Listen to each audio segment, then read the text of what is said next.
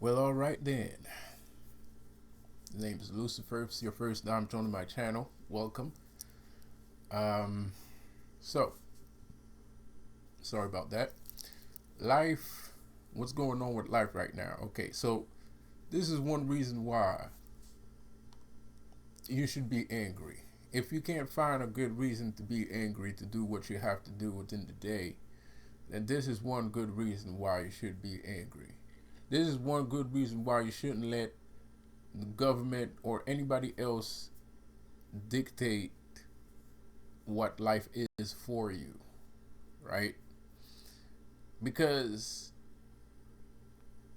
life is supposed to be like, that game Snake and Ladders, right? There's like there's snakes and there's ladders. You have to climb on the back of a snake to get to a ladder sometimes, and then you can't go up to the other level until you reach the top or the exit. So life is a little bit like a game of snake and ladders. The thing is, why is there snakes and why is there ladders? So some people are on a ladder and some people are snakes. And some people are kind of like observing. Hold on, because that's kind of annoying, right? Yeah, thank you. Okay. And some people are kind of like Theseus in the labyrinth of the Minotaur, and they have to find their way through the snakes and through the ladders. The only problem is, nowadays, there's no snakes and there's no ladders. Or there is a ladder, but the ladder is a snake, and the snake is actually a ladder. Everything is topsy-turvy, upside down. So I don't think it's right. As a seraphim myself, and as a Nagas or a Naginnis, whichever you prefer, a Nagus, uh, I don't find it to be quite right. I find it to be very disturbing because it disturbs my sleep too. You know, there's a lot of people in this world that could have been bad people, but because of everything that's going on, you can't really be a bad person because this is bigger than us. This is bigger than your own personal goals and your own personal dreams. So when you notice that something is inherently wrong with the world, you can't really just sit there and be like, well, I don't care. You know, you're gonna care. And this is why a lot of people have a lot of help. This is why a lot of people have a lot of friends, because there's a lot of spirits and there's a lot of people that their sleep was disturbed by all this nonsense. You know, my sleep was disturbed. I was sleeping quite well before this whole thing got, this machine went into overdrive. And the only reason why it's going into overdrive is because something is ending and something new is beginning. So if you like tarots, here's the card of death, right? Death is a representation. There's on the Marseille tarot cards, the death arcanum is represented as a hooded being reaping and sowing. So death always sows and he always reaps. And the reason why is because some things have to die in order for new things to come by. So now, death is coming. And death is coming. And that's a good thing. And for a lot of people, a lot of sensitive hearted people, a lot of near-do-wells might not like this form of prediction,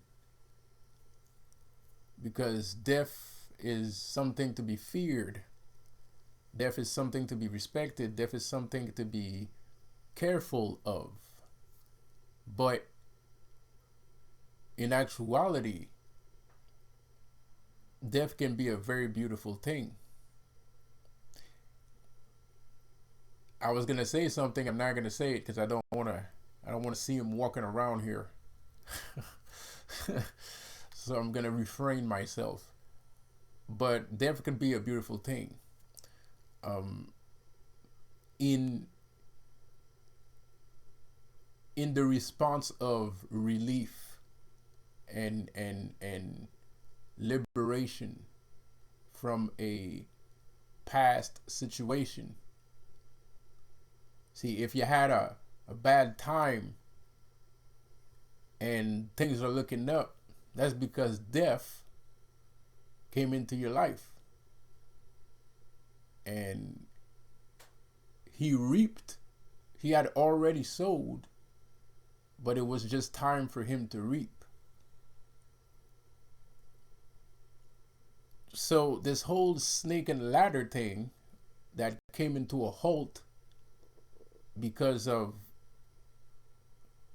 a group of people that are hasty to see if they can end things immediately, they are inevitably going to see the death card. And one thing I have noticed in all these tarot readings that are online, the devil card comes out a lot these days. The devil card comes out a lot these days. And a lot of them think it's a bad thing. A lot of them think it's, it's a bad thing. But it's not a bad thing. It's not a bad thing at all. It's just, it's the other half that is finally coming into the light, and that is finally expressing itself, because we didn't take the darkness for granted, but because of our fear of God, because of our fear of the unknown, because of our prejudice towards things that society told us not to listen or go towards, the truth shall be in the dark, and the darkness shall bear the light of truth. Because we spent so much time being in the light that we were actually blinded by it. We didn't understand. I didn't understand. I didn't understand at all. I spent so much time in the light and wanting to be like the light and wanting to be surrounded by light, and even my meditation were light based and everything light.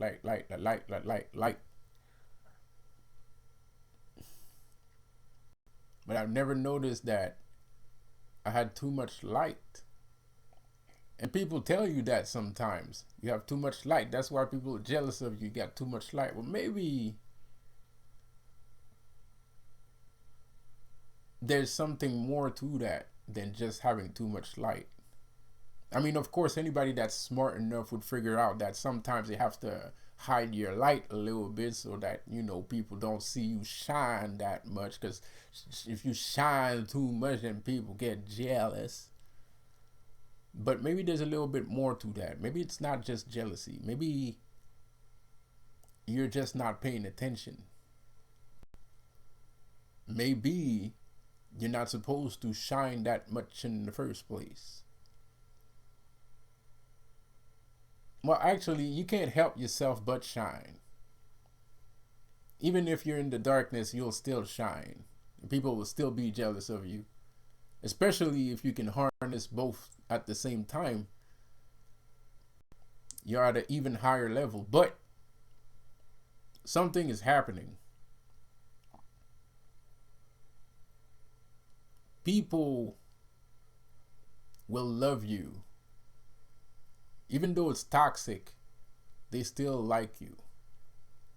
But it is toxic. And they don't like you because you've harnessed dark and light energy. They love you because it gives you a relatable personality. It gives you a relatable lifestyle. A relatable pathology of thinking.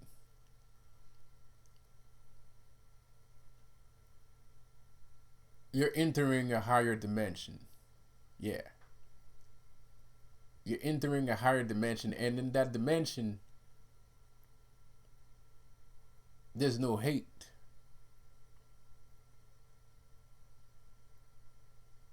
There's no hate in that dimension, man.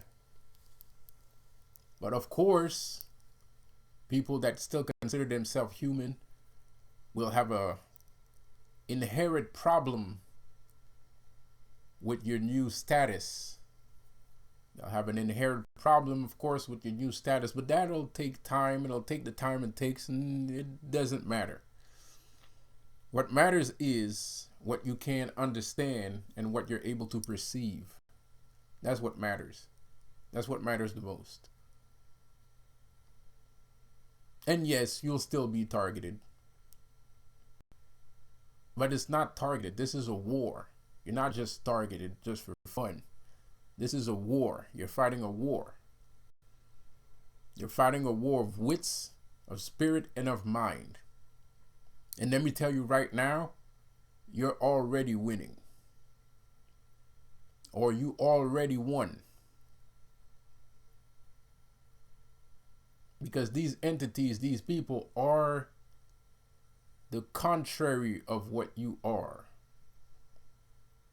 And if you're strong and you're smart, you're beautiful, you're powerful, then what does that mean for your enemy, your opposition, your opposite? What is your opposite? If you're strong, beautiful, intelligent, powerful being, fifth dimensional walking, elevated God, what is your opposite? Your opposite is nothing. So the battle is already won, but you're the one that has to decide if you want to be on the winning side or if you want to be on the losing side. Because both sides have quirks. Both sides have pros and cons. But at the end of the day, only one side wins. And if you're already at the highest elevated level, then your enemy is already destroyed.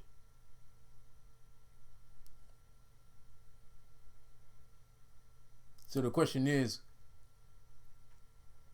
what the fuck are we crying about, man?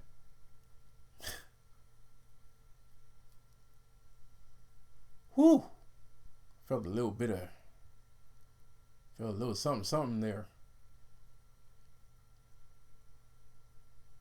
Let me say that again. If you are all of these things, if you are knowledgeable, if you are beautiful, if you are loved, if you are popular, if you have many friends, then who is your opposite?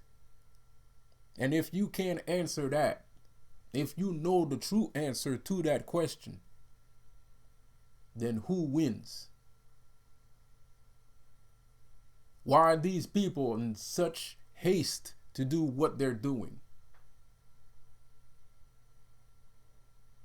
Because they know that they're losing. Because they know.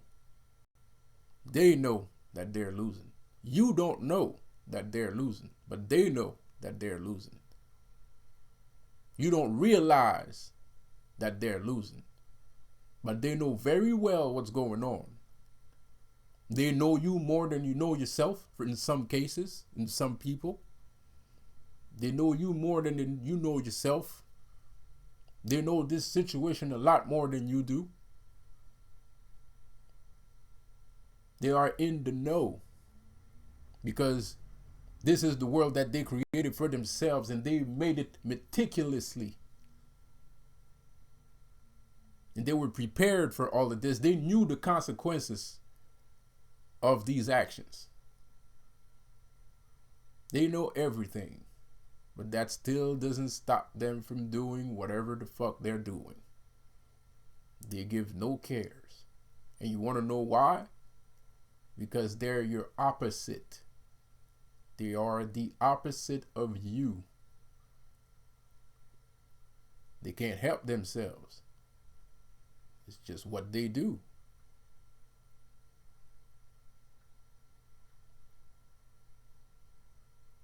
It's just what they do. So anyway, this video is too damn long. And before you start dissing your own reality, tell yourself this. If nobody had a spiritual awakening like we had in the recent years, you'd still be working at a car wash, a Walmart, a telemarketing firm, a lawyer firm, a doctor's office, and you wouldn't have cared 1 second. So this war is something that has to happen, and that involves everybody. But everybody has to make their own choice, and everybody has to make the choice whether they like it or not. You can't force them to choose.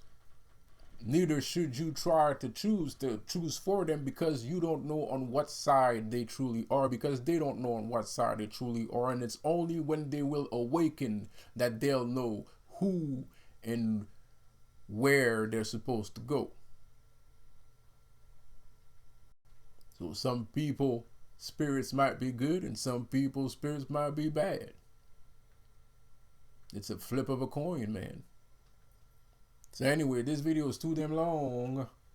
My name is Lucifer, and I'll see you on the next one. Peace out.